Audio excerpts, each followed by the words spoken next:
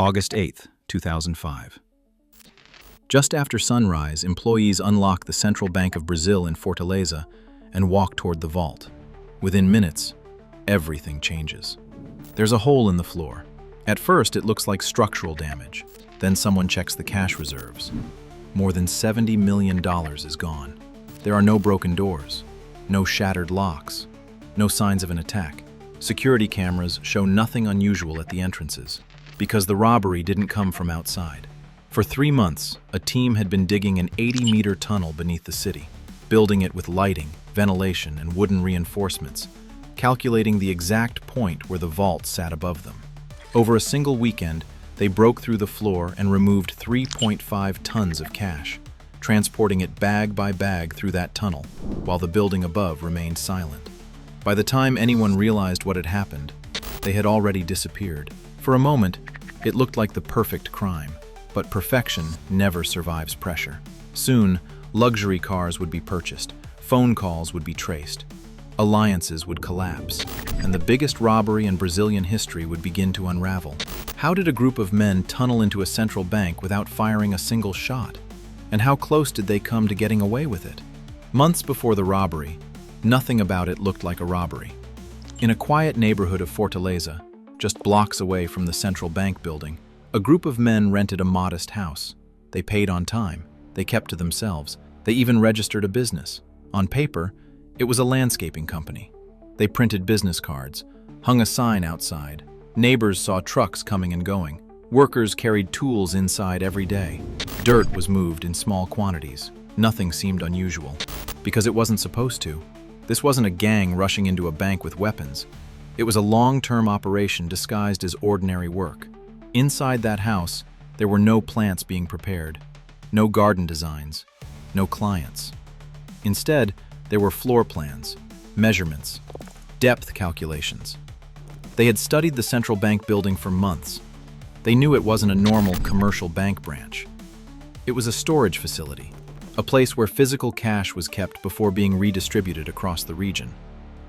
Stacks of real Brazilian currency, not customer accounts, not digital numbers, physical bills stored in bulk, and that detail mattered. A commercial bank has unpredictable traffic, customers walking in and out, security constantly moving. But a storage facility follows patterns, predictable schedules, known structures, routine. The group understood something simple. If you attack the front of a bank, you fight security. If you approach it from below, you fight concrete. Concrete doesn't shoot back. The men inside that house were patient. They weren't interested in noise. They weren't interested in headlines. They were interested in geometry. Distance from the house to the vault, depth below street level, thickness of reinforced flooring. Every number had to be exact, because if they miscalculated by even a few meters, the tunnel could surface inside a sewer line, or worse, inside a public street. And then, everything would collapse. For weeks, neighbors noticed nothing but routine. Workers arriving early, leaving late, sometimes carrying bags of soil, sometimes equipment.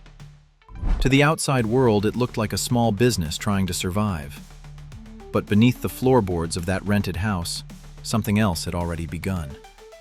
And once they started digging, there was no turning back. They started digging at night. Not with industrial machines, not with loud drills, with shovels, picks, and patience. The tunnel began inside the rented house, hidden beneath the floor. At first, progress was slow. They had to break through layers of compacted soil without drawing attention. Every bucket of dirt had to be removed carefully. Too much debris in one place could raise suspicion. Over time, the tunnel stretched deeper and longer. They reinforced the walls with wooden beams to prevent collapse. They installed lighting. They built a ventilation system so the men working underground wouldn't suffocate.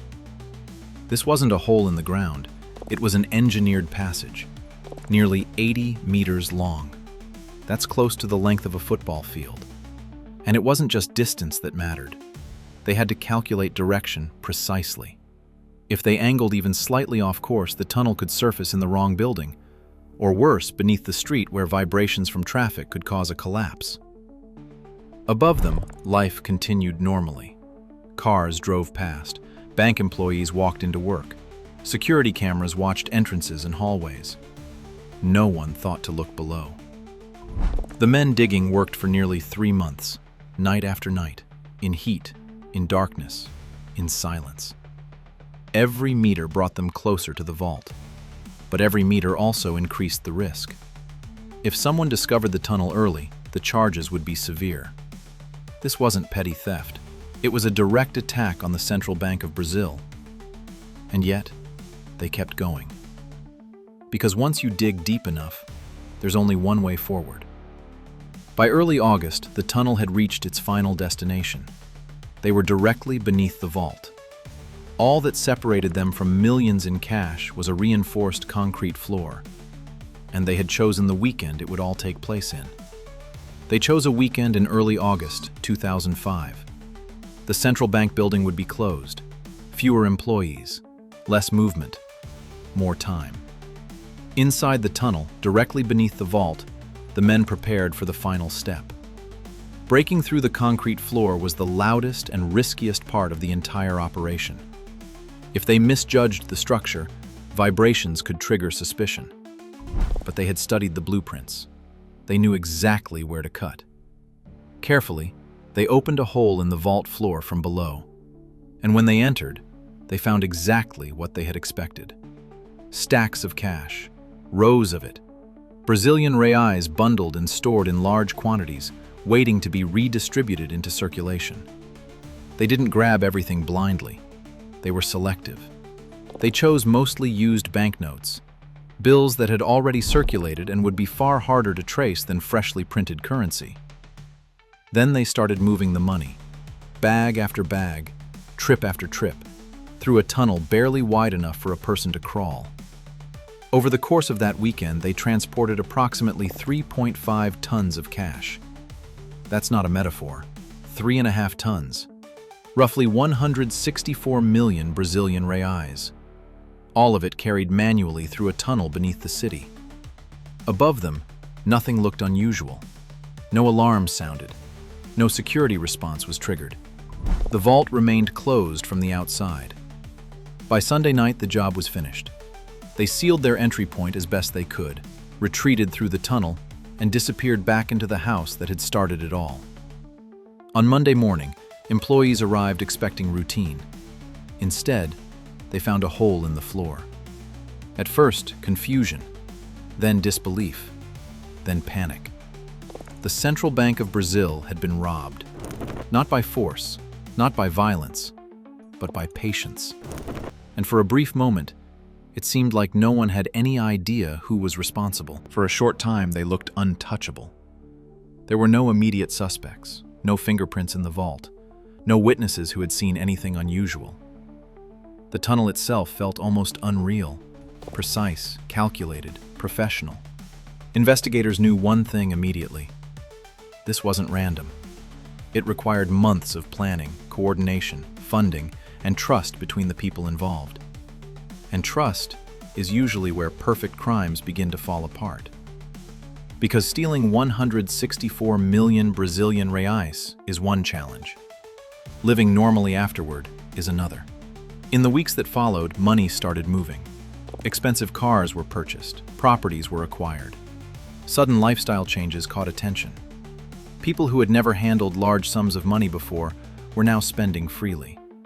Police began tracing connections, phone records, associates, former criminal contacts, financial patterns. The circle slowly tightened. One by one, arrests began. More than 20 people were eventually charged in connection with the robbery. Several received long prison sentences. Millions were recovered during raids. But not all of it. A significant portion of the money was never found. To this day, part of the 164 million reais remains missing. And that is what keeps this story alive. Because on paper, the plan was brilliant. The tunnel was engineered. The timing was perfect. The execution was silent. But no plan accounts for human behavior. Greed, ego, impatience. In the end, it wasn't the tunnel that failed. It was the people. And that leaves one final question. Was this the perfect crime that collapsed under pressure? Or the greatest robbery in Brazilian history that almost succeeded?